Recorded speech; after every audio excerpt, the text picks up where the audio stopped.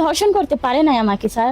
ঘটনা হয়েছে 20-22 দিন আগে আমাকে আমার আব্বু খুব মারছে পর সেই দিন অনেক মারছে, আমার আম্মুরে আমারে মারছে ঠিক আছে। আমি সেই ছেলের সাথে আমার কথা বলতে মান করছে, আমি মাফ হয়ে গেছি যে আমার বাবা যখন বলছে সেই ছেলে ভালো না, আমি বলছি না আমি আর সেই ছেলের সাথে কথা বলবো না। বাবা হিসেবে তোমাকে কি মেয়ে হিসেবে তোমাকে বাবা ভালোবাসতো না? সে আদর আমি জীবনও পাই নাই স্যার, বাবার স্নেহ মমতা আমি জীবনেও পাই নাই। বাবা তোমাকে কামাই করে খাওয়াই নাই? তা তো খাওয়াইছে। মারছে কেন, কি কারণে মারছে? দাও এই বাবাকে তোমার কামাই করে খাওয়াইছে, বাবা তোমাকে আদর না করে পারে না। তো তুমি যে বাবার বিরুদ্ধে এরকম একটা বড় একটা অভিযোগ দিলা, তোমার গায়ে হাত দিছে, তোমাকে অসুবিধা নির্যাতন করছে, তোমার সাথে এরকম করতে চাইছে, তুমি হিসেব নিকেশ করে বলো যে তোমার মৃত্যু হবে, আমাদেরও মৃত্যু হবে, সবাই মারা যাবে। আল্লাহর কাছে কিন্তু একটা বিচার আছে, আল্লাহর একটা বিচার আছে কিন্তু।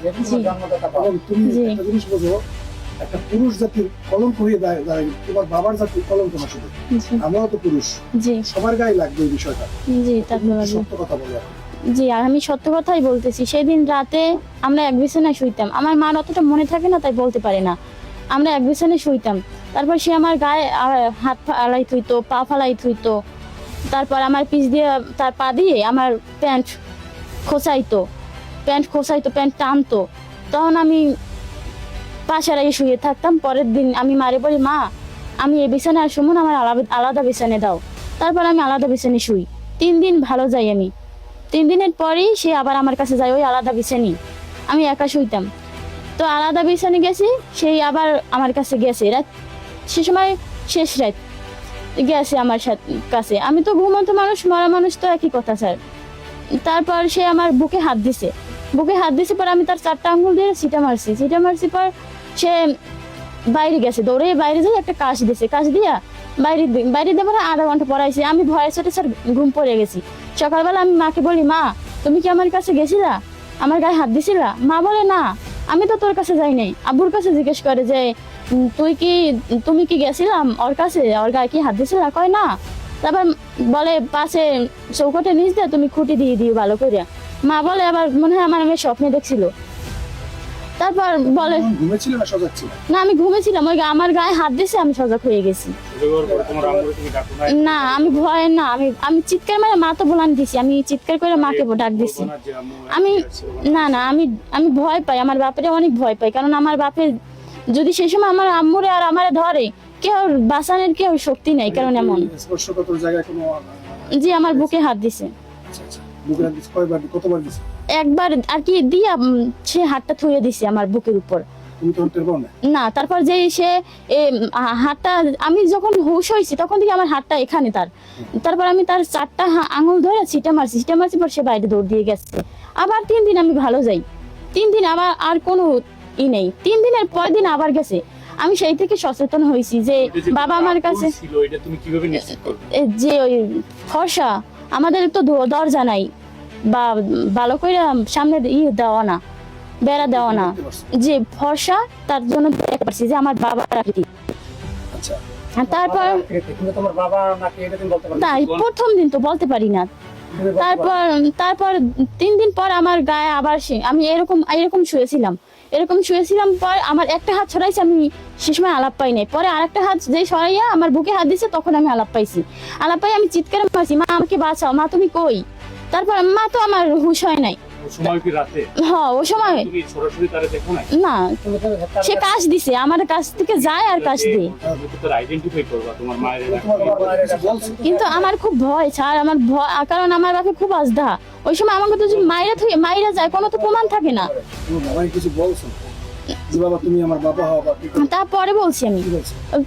তারপর সেদিন রাত গেল, সে কাশ দিয়ে বাইরে যায় করে, এরকম 4 দিন ওই এক বিছানায় পরে 2 দিন জ্বালাতন করছে। আর পরে আলাদা বিছানে আবার 2 দিন। আলাদা বিছানে গেছে, ওই সময় আমার বুকে হাত দিছে সে। দিনের বেলা এই পরশু বেলা দিনের বেলা করছে। আর দিনের বেলা তো এমনি আমার দিকে কোনো জোরে তাকায়, আমাকে বলে, আমাকে এ দিয়ে লোভ দেখায়, ও দিয়ে লোভ দেখায়। আবার বলে, তোর মার কাছে কিছু বলছো নাকি? তোর মা আমার সাথে এরকম ঝকঝক করে কেন, খেচর করে কেন? তোর মার সাথে কিছু বলছোস তুই? আচ্ছা, আরেকটা বিষয় কি বলি, তোমার সাথে এই রকমের আচরণগুলো কতদিন থেকে শুরু করছে? 20-22 দিন। 20-22 দিন আগে আমাকে মারছে সে, সেই থেকে তোমার সাথে এই সমস্ত যে নজরে তাকানো ওরা হয়েছে কতদিন? ওই দিন রাত থেকে। 20-22 দিন আগে কি হয়েছিল? সে আমার খুব মারছে ওই ছেলের কারণে। কোন ছেলে? ওই একটা ছেলে, আমার এক বান্ধবী একটা ছেলের নাম্বার দিছে আমার, নাম কি? বান্ধবীর নাম মরিয়ম। বাড়ি কোথায়? বাড়ি আমাদের বাড়ির দিকে আধা ঘন্টা যাইতে লাগে। আচ্ছা, তুমি যে ছেলের সাথে কথা বলতে ছেলেটার বাড়ি কোথায় লাগে বলতে লঞ্চের একটা ছেলে তা শুনছি, কিন্তু ছেলের নাম সিয়াম। আমি 2 দিন কথা বলছি স্যার। লেখাপড়া করতে লেখাপড়া করে নাকি আমি শুনছি। না না না না কোথায় লাগে? বাবার নাম জানো? না, আমি তাও জানি না। শুধু ফোন নাম্বারে কথা বলছো? জি ওই ছেলের কারণে তোমারে না, সে নাম্বার আব্বু ডিলিট করে ওই দিচ্ছে। ছেলের কারণে তোমারে মারছে তোমার আব্বু আম্মু এবং জি। ওই থেকে তোমার প্রতি তার একটা পুনর্জন্ম তোমার বাবা কোন করছে। ছেলে কি বলে?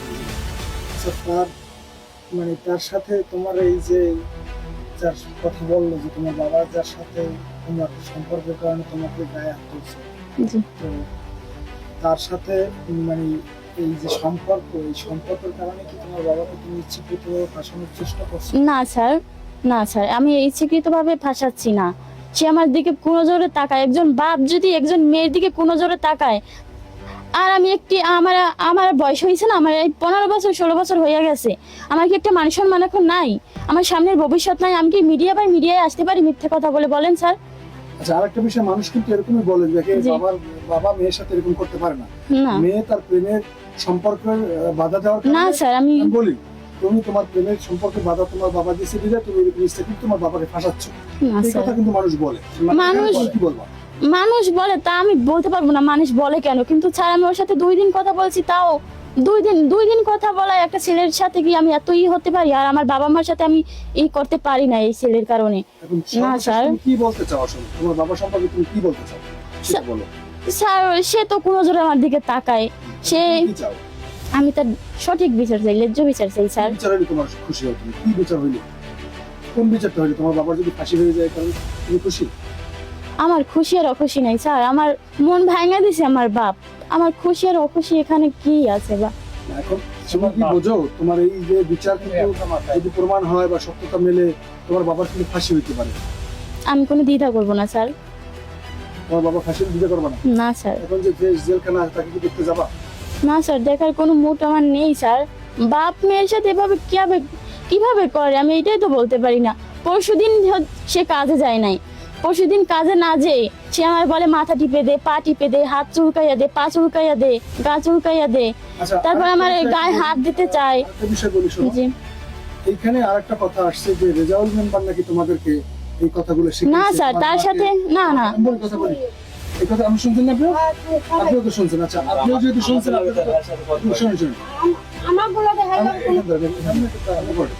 তার সাথে আমাদের কোনো কথাই হয় না, তার সাথে যোগাযোগই হয় না আমাদের, তার সাথে আমাদের কোনোই কথা হয় নাই। সে যে বলছে যে আরো তুমি না, সে কিন্তু বলছে আরো 8-10 বার নাকি তোমার ধর্ষণ করেছে। না স্যার, না না না না না স্যার, না, তোমার ধর্ষণের চেষ্টা করা দর্শনের চেষ্টা করা হয়েছে। তোমার করছে চেষ্টাই তো। জি, কিন্তু ধর্ষণ করতে পারে নাই আমাকে স্যার।